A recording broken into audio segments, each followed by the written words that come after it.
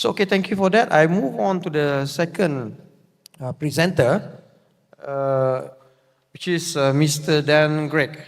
Yeah, and he has a presentation in title of Harnessing Ocean Thermal Energy Conversion for a Sustainable Blue Economy. It will be very interesting to hear from you. Thank you. Thank you. Thank you very much. Could we start with a video, please, that should be lined up?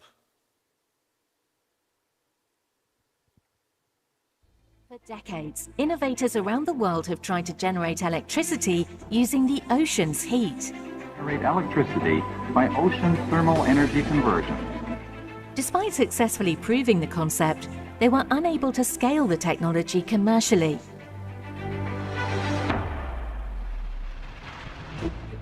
Now, the Sabah International Blue Economy Conference will hear how Global OTEC is making the first commercial systems a reality, shaping a new future for renewable energy.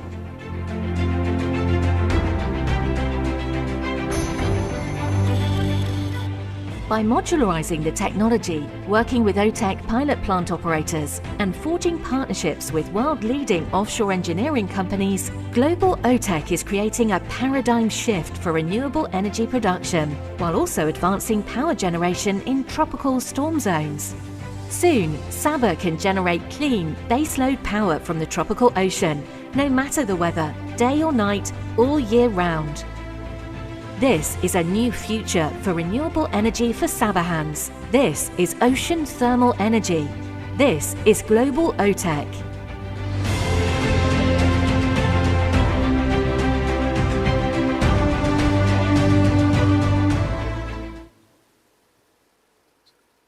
Thank you. So, Your Excellency, distinguished guests, ladies and gentlemen, some special thanks to Datuk Nasir, to Dr.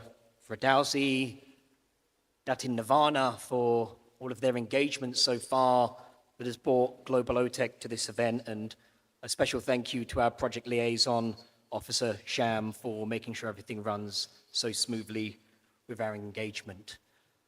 This is a remarkable experience after 7 or maybe even 8 years now of working on ocean thermal energy conversion, to see hundreds, if not thousands, of people congregating over their weekends on such a well-organized forums. I would go as far as saying this is one of the best energy events, blue economy events that I've ever seen, better than any COP conference that I've attended focusing on this matter. So it is incredibly encouraging.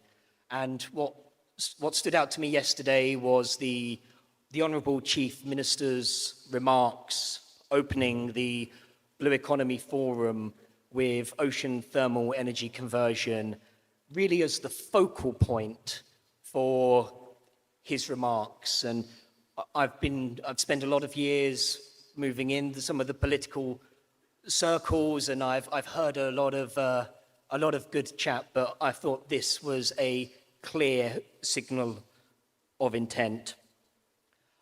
So 7 years of developing ocean thermal energy conversion technology and projects, I've learned a lot. Our team has tested every cycle, every working fluid. Not to get too technical, I want to share all of our learnings with Sabahans to avoid you having to spend 7 years learning what I've learned, to give you a head start.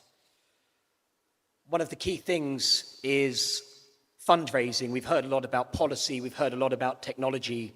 One of the biggest challenges I've learned is fundraising. And I think we've raised about $6.5 million to date for ocean thermal energy conversion. And it barely scratches the surface. There is a long way to go. So some of the key learnings I have, I hope will set Sabah on a pathway to success, because it isn't just Sabah that needs this. The world needs this. Small island developing states have some of the largest exclusive economic zones in the world, and their largest natural resource is the ocean. So what Sabah is pioneering will have a catalytic impact for the world when it comes to sustainability. And one of the key aspects to a successful OTEC rollout is to start small but meaningful. Unfortunately, there is a graveyard of large OTEC projects which had the best of intentions, huge ambitions, but unfortunately were unable to raise the funding to be successful. Most recently, I think 10 megawatt projects in Martinique, in the Caribbean. The world is not ready for this scale of technology today. So we have to look at what is available off the shelf. We have to run R&D concurrently for the larger systems. So I like to look at where energy is at a premium today. Now, in an ever-changing geopolitical world, this can be in defense. We're in a very different world 10 years ago, and energy security comes at a greater premium than it did in, say, 2013. Offshore oil and gas is another area we've heard from my friend about the energy transition plans for Petronas. We're hearing this around the world. I was just in Houston a few weeks ago, and this is a huge agenda point for the offshore oil and gas industry. There is an opportunity for ocean thermal energy conversion to work in collaboration with decarbonizing these assets to pave the way towards larger scale systems. And we heard from the ambassador earlier, His Excellency, the ambassador to Norway, about how the collaboration for offshore wind, holding Norway as the shining example for offshore wind, this collaboration came through oil and gas. So I'm incredibly encouraged to see the technical capacity when it comes to offshore engineering and operations in deep water. This is a really outstanding point, which I believe will make a great contribution towards the success of ocean thermal energy conversion. And I think the last point is not to treat this as just the energy transition. This is an economic transformation for Sabahans. This is the next generation of jobs for engineers, for scientists. So our proposal isn't just about bringing an OTEC project to Sabah. It's about creating a global center of excellence where the next generation of offshore engineers and scientists and experts in OTEC are grown out of Sabah to address that world challenge, the regional challenge, the demand for ocean thermal energy conversion.